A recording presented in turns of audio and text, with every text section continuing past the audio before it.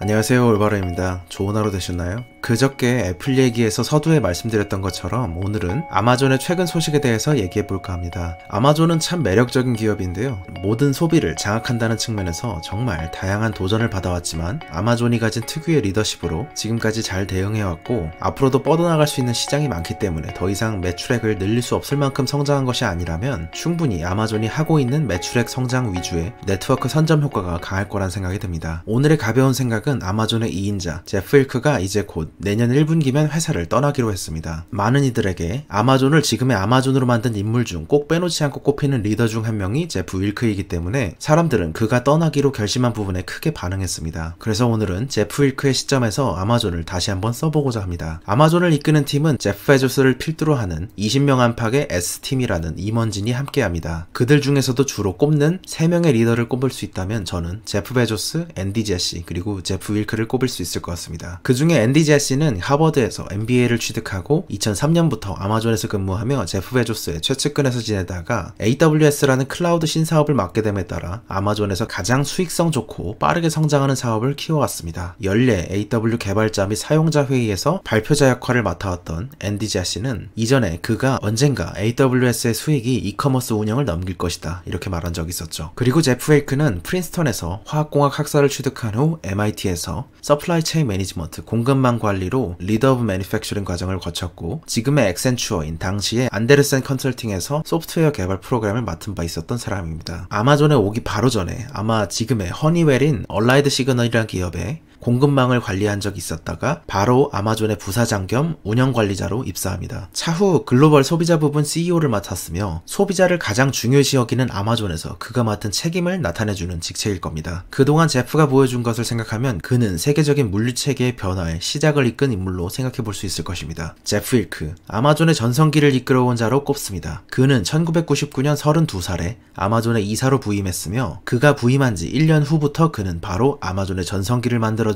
태풍의 눈에 있어온 자입니다. 1998년으로 잠깐 돌아가보죠. 당시 닷컴버블이 한참일 시절 제프 베조스는 돈을 잔뜩 땡겨서 월마트의 중역들을 스카우트하기 시작합니다. 당시 월마트는 시장의 압도적인 1위였고 아마존은 대략 30대로 구성된 젊은 이미지였으나 월마트 쪽의 중역 인사들은 50대였으므로 사내 문화적인 반발은 당연히 있었지만 그럼에도 불구하고 제프 베조스는 그가 이미 구성했던 비즈니스 모델상 물류의 중요성을 내다보았으며 자신이 원하는 바를 달성하기 위한 방법은 오로지 월마트 수준의 선진적인 물류 시스템을 갖추는 것이 필수적이라고 생각했습니다. 그래서 그는 월마트의 유통 부사장이던 지미 라이트를 아마존의 로지스틱스 치프 물류 최고 책임자로 임명합니다. 그리고 지미 라이트는 아마존에 부임한 이후 물류 네트워크의 확장이라는 측면에서 공을 세웠지만 그러나 월마트의 물류센터란 개념은 다양한 마트에서 필요한 물품을 물류센터로서 중간 전달해주는 어쩌면 B2B라고 할 수 있는 허브에 가까웠고 이는 언제 어디서 무슨 주문이 들어올지 모르는 B2C 개념의 아마존 물류 방식과는 전혀 다른 것이었습니다. 그렇게 월마트에서 온 지미 라이트가 떠나고 제프 윌크의 시대가 옵니다. 1999년 당시 32살이던 제프 윌크는 이전에 얼라이드 시그널이라는 회사의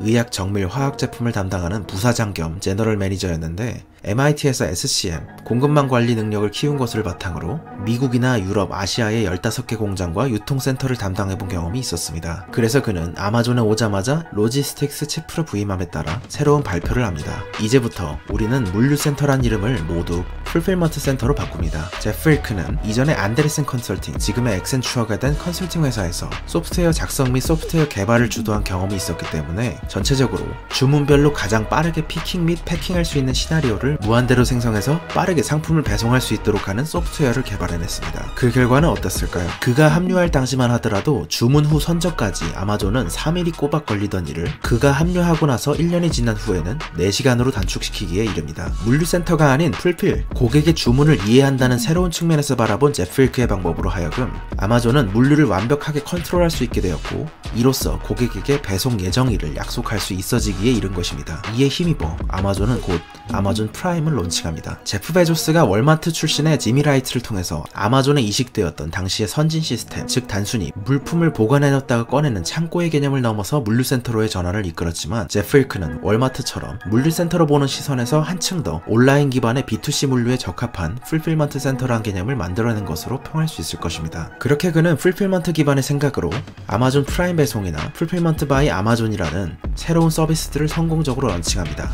그리고 아마존의 월드와이드 컨슈머 CEO였던 제프 윌크는 이제 2021년 1분기에 떠납니다. 이전까지 그는 제프 베조스에게 가장 신뢰받는 사람으로서 베조스가 떠난다면 아마존 전체를 운영할 자로 가장 신임받는 자였습니다. 그리고 그는 아마존을 왜 떠나야 하는 질문에 이건 그저 시간의 문제일 뿐 내게 20년간 뒷자리로 물러나 있던 개인적 관심사를 탐구하고 싶다고 답했죠. 아마존이 지금까지 올 수 있도록 처음에 시작을 이끌었던 그는 떠나지만 아마존은 훌륭한 치프들을 보유하고 있고 시기에 맞는 리더의 교체도 중요할 수 있습니다. 특히 아마존은 S팀을 통해서 집단 지성체제를 유지하고 있는 것도 수월한 인수인계를 도울 수 있을 것입니다. 제프 윌크의 자리를 잇는 자는 데이브 클라크입니다. 아마존이 거대한 물류 네트워크를 만드는 것에 공헌했던 또 다른 리더죠. 데이브 클라크를 요약하자면 이렇게 말할 수 있을 것입니다. 애플의 사례를 들어 설명해보자면 지극히 이성적이던 스티브 잡스 옆엔 감성적 리더십의 팀 쿡이 있었고 현실적이고 상황을 꼬집는 제프 베조스 옆에는 또다시 공감을 해주는 리더십인 데이브 클라크가 있었습니다. 클라크는 데이터 위주로 설명하고 데이터 위주로 보고받는 것으로 유명합니다. 보통 회사의 중역인 아이비리크 출신들과는 다르게 엘리트 코스가 아닌 점에서 사람들로부터 공감하기에 편한 위치에 있으며 실제로도 트윗으로 비교적 사내의 불만이나 소비자의 불만에 대해서 잘 대응하는 모습을 보여주곤 합니다. 2013년 그는 아마존의 로지스틱스 치프로 임명된 후 아마존 프라임 배송이나